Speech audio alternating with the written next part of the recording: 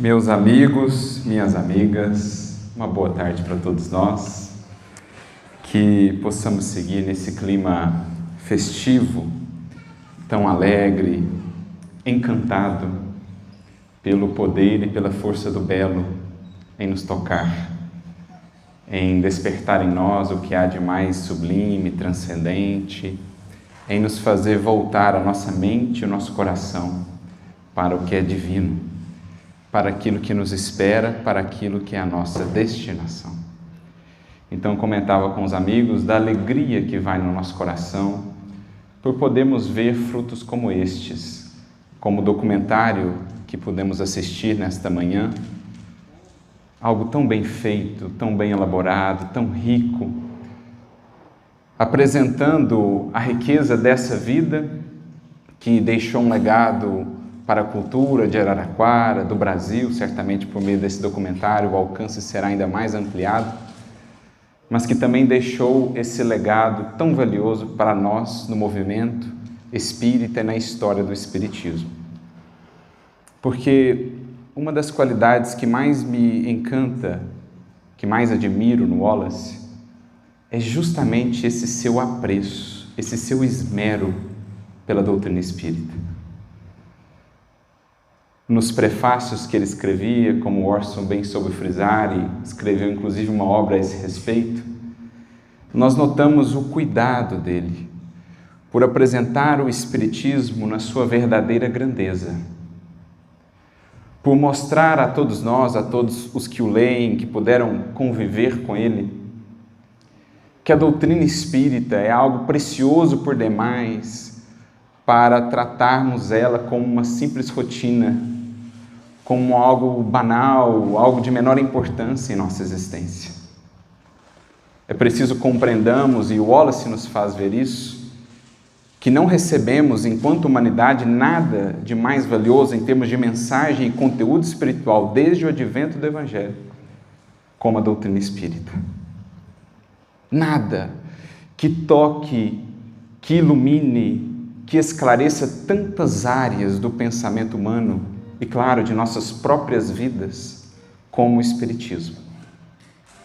Então, nós estamos a tratar com o verdadeiro ouro do Espírito, com um poder gigantesco, imenso, de transformar vidas e de dotar as criaturas daquilo que é a compreensão mais fundamental de nossos passos. Não morremos. A morte, como a entendemos, não existe. O que há é vida. Vida em toda parte. Nesta terra, neste plano e no outro. Para além dessa terra, em cada rincão, em cada recanto do universo, vida a pulular, na eterna, sublime, fascinante jornada da evolução. É disso que o Espiritismo trata. Da era do Espírito, que temos a alegria de ver se afirmar agora, em nossos tempos.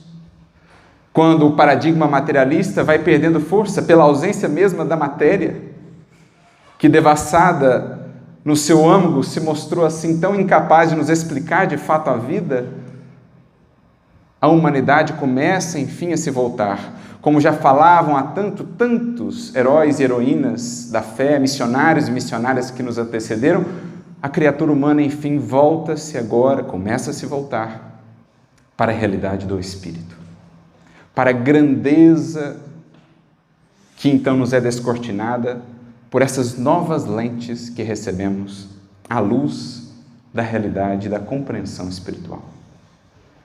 Então não é algo banal, não é algo só da rotina, ou às vezes, como acaba se tornando em nossa existência, simplesmente uma obrigação, por vezes tomada como algo pesado, como algo que nos incomode. Não. Em almas como essa, em trabalhos como esse, como o de Wallace, nós vemos o olho que brilha, o coração que se eleva, sursum corda, no contato com as realidades do Espírito, e em especial com o Evangelho de nosso Mestre, redivivo na mensagem espírita cristã. Então, todo esse apreço, esse esmero, o cuidado dele em pesquisar, em descobrir novos conteúdos, em traduzir obras, em estar atento ao que se passava no movimento espírita ou espiritualista internacional, em trazer-nos isso, em proporcionar isso, a sua visão de vanguarda, inspirada muito certamente naquele que abriu caminhos, que foi Cairbar Schutel, tudo isso nos encanta e nos fascina e nos faz pensar. Produz o Espiritismo em nossas vidas esse brilho no olhar. Ao falarmos dele, há encantamento, há algo que se irradia e contagia outras vidas, porque isso é a vida. Não simplesmente o que podemos tocar. Não simplesmente o que a estreiteza de nossos sentidos nos permite abarcar.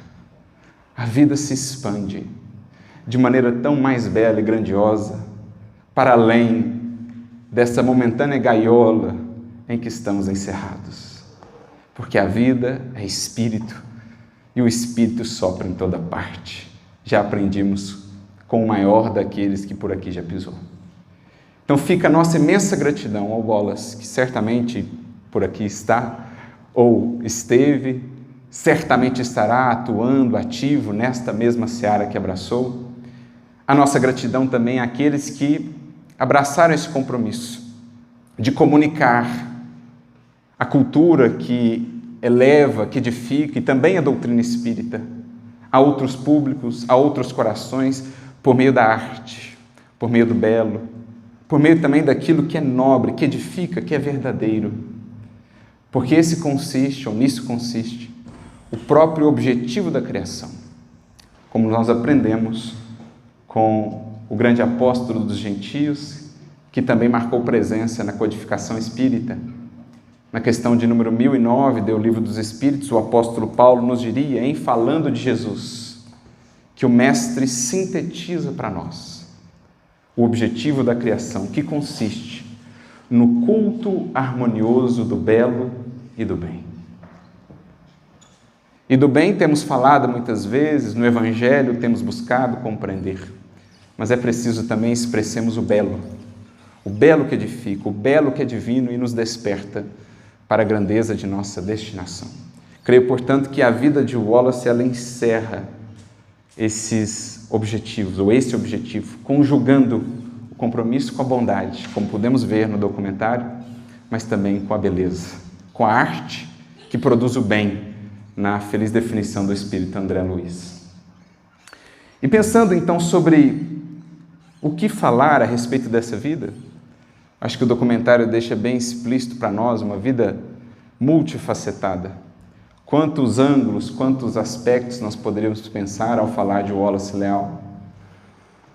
Mas nós escolhemos um aspecto que nos tocou em especial, inclusive quando fomos participar das gravações, e notamos que também ele esteve muito presente no documentário, não só ali na nossa fala, mas também aqui na abertura hoje, que é essa cena, para nós, descrita pelo próprio Wallace, num capítulo que foi inserido nessa obra de Clóvis Tavares, grande amigo de Chico Xavier, intitulada Amor e Sabedoria de Emmanuel. Nós temos esse capítulo chamado Um Flashback de Wallace Leal Rodrigues, que é realmente fascinante, porque nós podemos acompanhar, pelo menos em parte, a jornada de um espírito.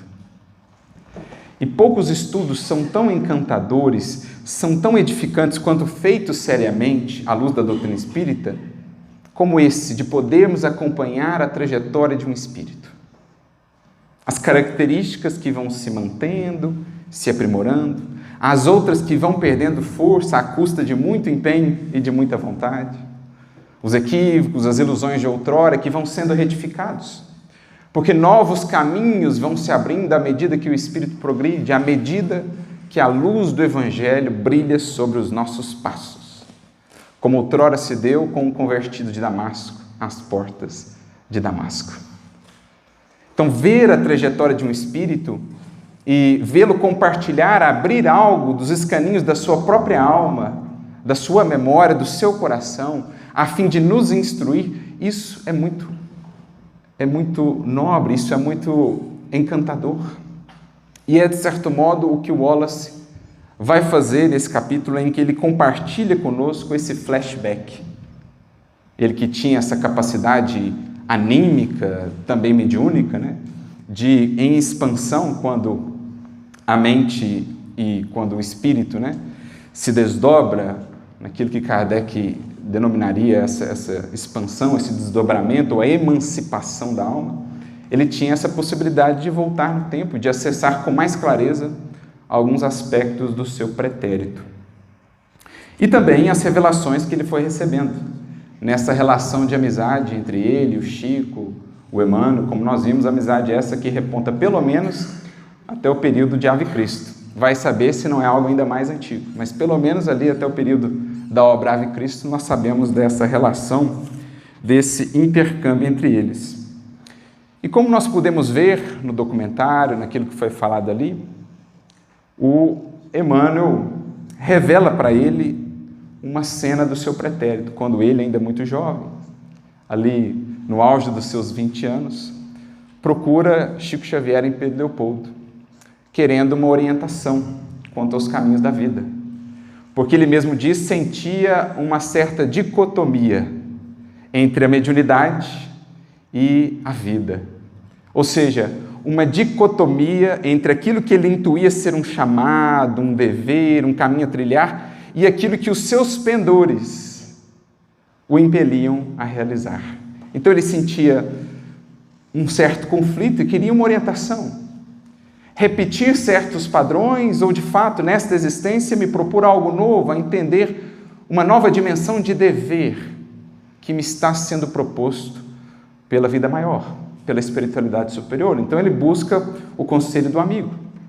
Chico, já um pouco mais experiente na tarefa, e claro, nosso querido Emmanuel, esse grande professor para tantos de nós. O Emmanuel então descreve aquela cena na Roma Antiga, ali num triclínio, a figura feminina, cercada de vários homens, cortejada, num círculo intelectual, né, conselheira e tal. Dentre essas figuras, uma outra figura muito marcante na história da humanidade, Júlio César. E de repente, acionado por essa revelação de Emmanuel, Wallace viaja no tempo, agora ele próprio, num flash, e retorna ao período que antecede a Revolução Francesa, ou mesmo depois, porque, como já foi dito, na personalidade de Madame de Staël, ele pôde acompanhar todo aquele período tão efervescente, convulsionante mesmo da história da humanidade, o que antecedeu a Revolução, a própria Revolução, o que veio depois, a Restauração, o período napoleônico. E de novo ele se vê como essa figura feminina, celebrada, pertencendo ali aos altos círculos intelectuais da França daqueles tempos, uma França que em muitos aspectos rememorava aqueles tempos do Império Romano, e inclusive muitos espíritos que ali estavam de volta. Ele próprio, Wallace, ali na personalidade de Madame de Staël, o próprio Júlio César, ali de volta, na figura de Napoleão Bonaparte, entre outros. Ele menciona Chateaubriand, Benjamin Constant, que mais tarde seria um companheiro seu, entre outros corações. E aí, em determinado momento, ele então diz, eu acho que isso, pelo menos para mim, foi o mais bonito, né? Porque é algo que vem do fundo do coração e denota essa alma em busca de algo diferente daquilo a que estava acostumado até ali. Ele diz assim, é terrível varrer o pó dos séculos. Mas eu compreendo que só através da lembrança eu alcanço a catarse. A cena do átrio romano repetiu-se no salão francês do diretório. Os séculos foram impotentes para me modificar. Frase forte, né? Faz-nos recordar o próprio Emmanuel, que em falando da sua encarnação como Padre Nóbrega, pioneiro do Evangelho nestas terras de Santa Cruz, ele diz que havia desencarnado na Europa, na Península Ibérica, desencantado de mandar e querer sem o Cristo. Isso é Emmanuel falando.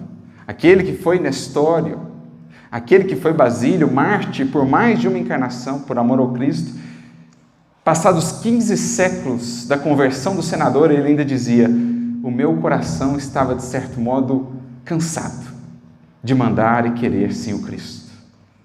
Por isso solicita aquela vida de extrema entrega, como Padre Nóbrega, almejando entregar-se ao Cristo como outrora havia feito a sua amada esposa, Lívia Lentulus. O Wallace sentia algo similar. Os séculos foram impotentes para me modificar. Agora vou sofrer a tortura dos antigos dias e reformular o presente. Amanhã será outro dia. Amanhã será diferente. A força maior do cristianismo, a força da esperança. Por mais tenhamos percorrido tantos caminhos de ilusão, tantos séculos, a andar em círculos, em busca de algo que acreditávamos poderia nos saciar, para descobrirmos, tardiamente, que não nos saciava.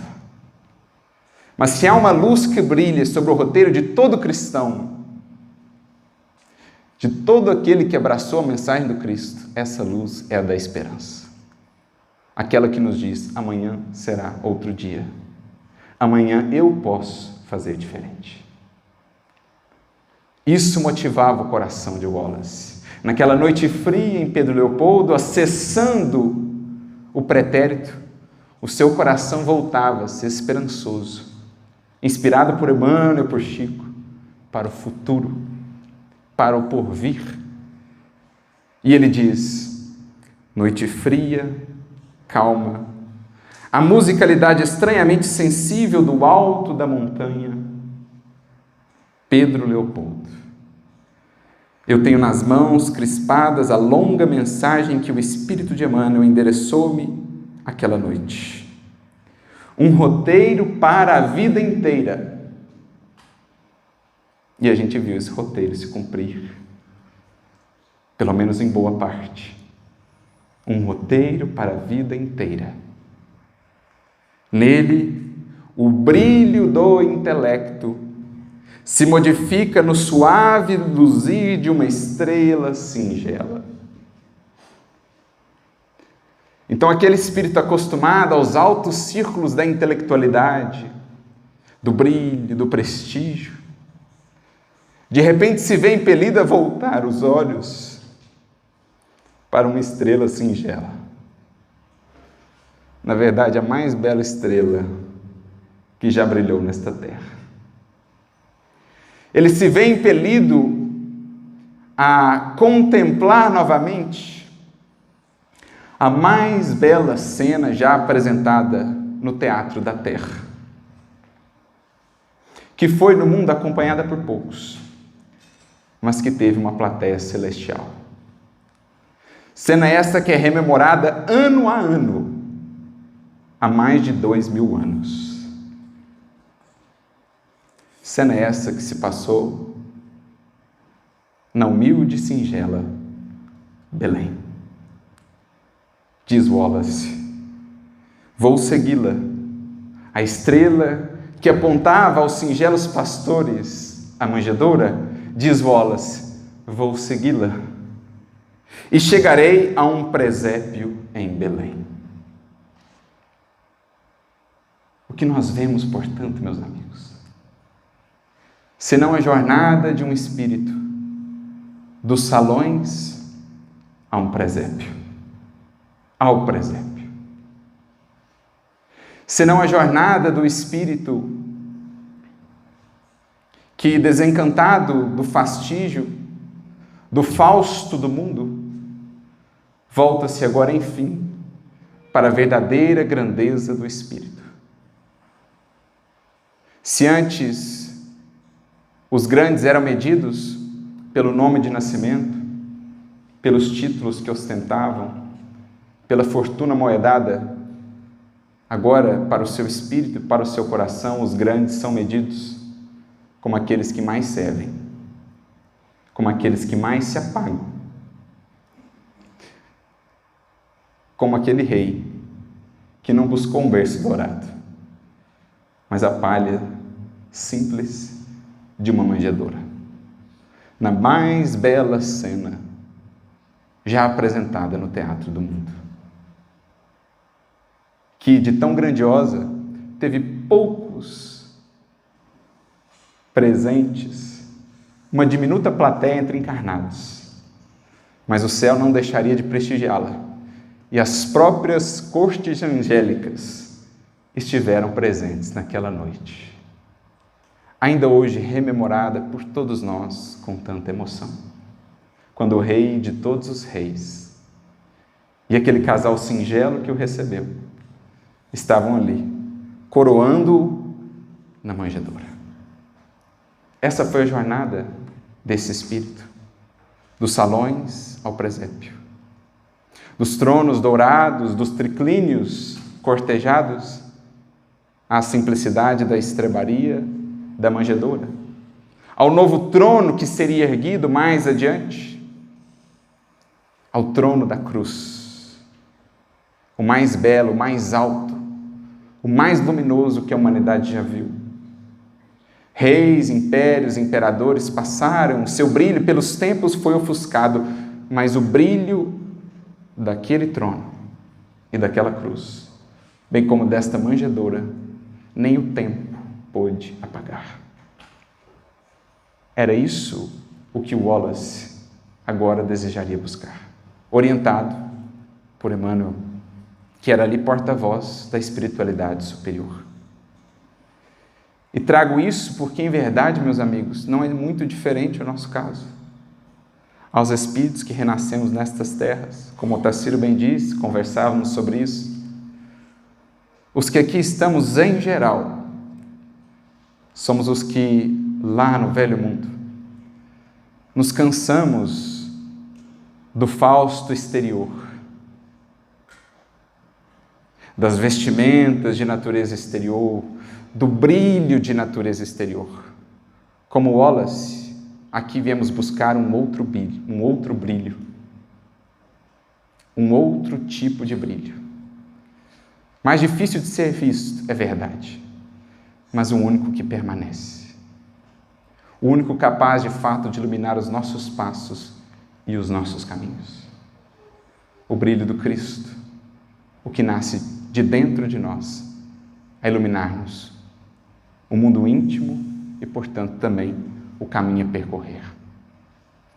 Essa é a condição de muitos dos que aqui estamos. Talvez ainda lidando de novo com o poder do mundo, com o destaque, com recursos amoedados, mas já não completamente seduzidos e fascinados por eles, porque agora de olhos voltados e mais de coração voltado a outros tesouros, a outros valores, a outros paradigmas de grandeza. Foi isso, portanto, que o motivou a renunciar. Quando o mundo lhe acenava mais uma vez, com o fausto, com o brilho, com a grandeza neste mundo, ele escolheu outro tipo de grandeza desta vez. A grandeza portas adentro do coração. A grandeza com Jesus. Faz-nos, inclusive, recordar a figura de um outro grande artista. Lembrando-nos da grande médium Ivone do Amaral Pereira, em sua amizade com esse artista. No seu livro Devassando o Invisível, há um capítulo dedicado a ele. Frederico Chopin, na espiritualidade. Vínculos antigos ligam Ivone do Amaral Pereira a Frederico Chopin. Esse espírito que há muitos séculos dedica-se à arte, tendo sido, como lá na obra nos é revelado, o grande poeta Ovídio, nos tempos áureos de Roma. Mais tarde, no Renascimento, o grande pintor Rafael Sanzio. E tendo sido, na última encarnação, o grande pianista, o grande gênio da música, Frederico Chopin. Um espírito, portanto, que havia percorrido a arte em suas múltiplas expressões, da escrita à pintura à música, e que agora se preparava no mundo espiritual para uma nova tarefa, provavelmente nestas terras, vinculada à falange de Victor Hugo, espíritos vinculados à arte que reencarnariam neste mundo, para trazer essa arte sublimada, da qual Wallace foi um dos pioneiros dessa arte tocada pela espiritualidade. E ele estudava medicina espiritual, psíquica, do lado de lá, e Ivone então lhe pergunta: mas quer dizer então que você se prepara para ser um médium curador? Ou receitista? E Chopin então confirma. Ela: você não vai exercer a arte desta feita? Talvez, mas ela vai estar um pouco mais em segundo plano, porque o meu objetivo agora é outro. Diz Frédéric Chopin: minha preocupação maior agora, no momento, é servir aos pequeninos e aos sofredores, aos quais nunca protegi. Em minhas encarnações anteriores, servi apenas aos grandes da terra. Quero agora, com Jesus, com o Espiritismo, voltar-me aos pequeninos e aos sofredores. Ou seja, Chopin, que conheceu do mundo o brilho máximo, esse espírito, em tantas oportunidades, também voltava-se agora para o presépio em Belém, para o serviço, como caminho de maior grandeza que um espírito pode esposar. Seja onde for, sejam quais forem as circunstâncias, aquele que serve é o maior. Aquele que ama é o maior, porque reflete o maior que por aqui já passou. E que não contou com coroas, senão uma de espinhos. Nem com panos e sedas, senão com a túnica escarlate da humilhação. Que não teve cetro, senão um pedaço de cana que lhe deram. Que não teve trono, senão o da cruz. Nem berço dourado, senão a manjedoura. E quem de nós consegue esquecer de Jesus? Enquanto a história nos fala dos outros, dos impérios, daqueles que subiram às mais altas culminâncias deste mundo, há sempre ali uma sensação de que algo falta, de que esse brilho não é mesmo o brilho mais verdadeiro. Mas quando voltamos para Jesus, o nosso coração nos diz: essa é a verdade, isto é a grandeza. Somente aí temos a água que nos poderá saciar. É disso que o Wallace fala.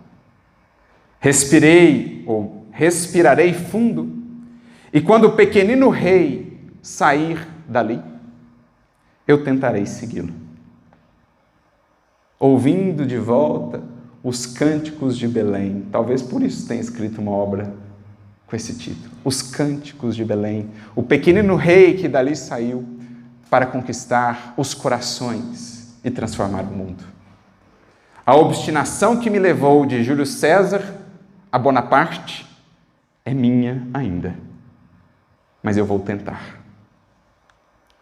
Porque é a luta que se estabelece dentro de nós, como o apóstolo Paulo, que também fez essa jornada em busca de outras grandezas, que não as do sinédrio, que não as da tribuna, que não as dos poderes do mundo, como ele mesmo diria, a respeito desse conflito interno: o bem que eu quero, esse eu ainda não faço. O mal que eu não quero, esse eu ainda faço. Mas é preciso tentar. Esse é o preço da nossa liberdade. Esse é o preço da evolução. Aprender a renunciar.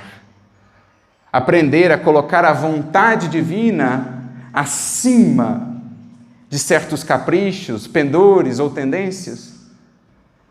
A redirecionar os nossos potenciais, que sim são conquistas válidas e nobres, a redirecioná-los agora para algo maior, que perdure mais no tempo.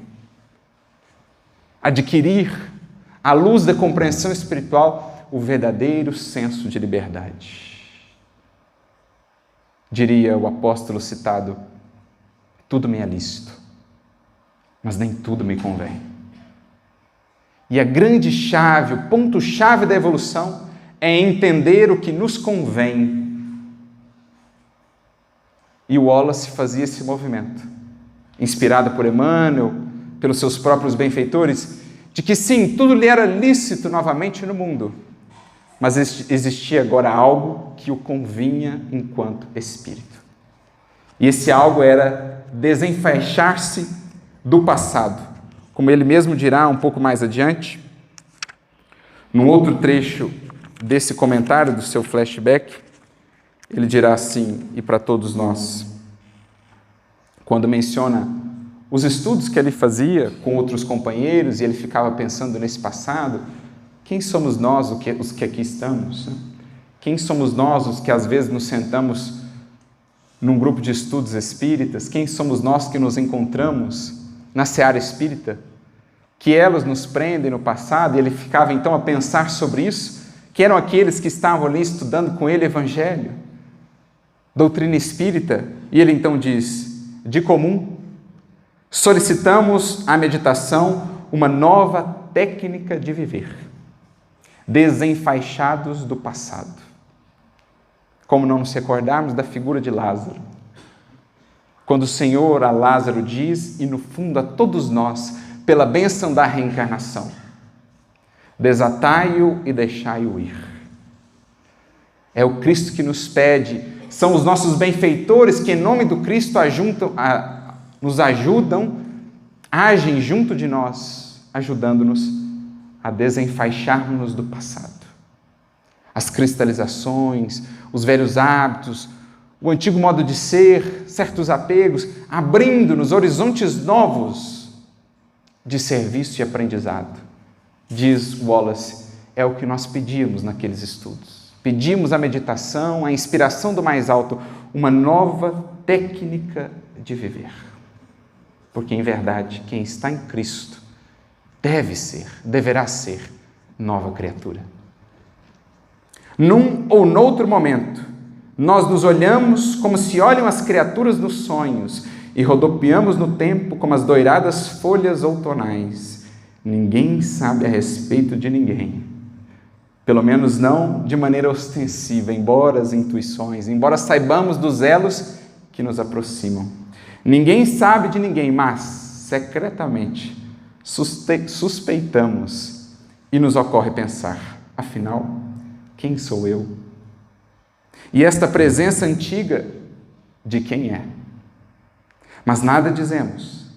Quedamos absorvidos assistindo ao perpassar das noites e dos dias, pois tudo se reduz apenas a saber prender firmemente a nova oportunidade. Olha que bonito.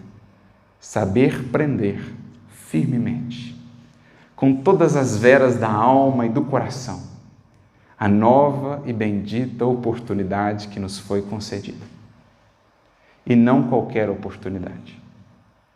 Porque aqui estamos, informados da realidade espiritual, tendo ao nosso alcance, ao nosso dispor, a mensagem do Cristo rediviva, explicada e amplificada pelo Consolador, essa há de ser, muito certamente, a nossa encarnação de maior potencial até aqui. E é o que essas vidas nos demonstram. Há, nas suas vidas, ao mesmo tempo, uma mensagem e um chamado. Diria mesmo um alerta. Wallace, Cairbar, Chico Xavier, Eurípides Barçanufo nos falam que o tempo, neste mundo, é precioso demais para ser desperdiçado. Que as vidas que ao Cristo servem e com Ele seguem devem ser conhecidas justamente por esse espírito de aproveitamento máximo dos recursos que nos foram concedidos. A luta por dentro, sabemos, é uma luta árdua, áspera, mas cada vitória com Cristo tem um sabor outrora desconhecido.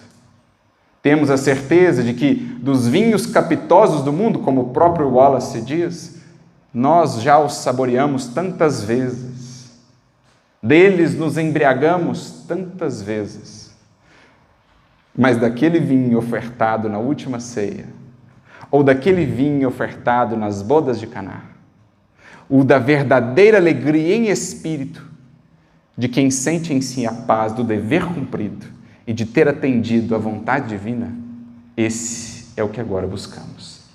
Esta a senda que agora nos está proposta, dos salões ao presépio, em busca de um novo brilho.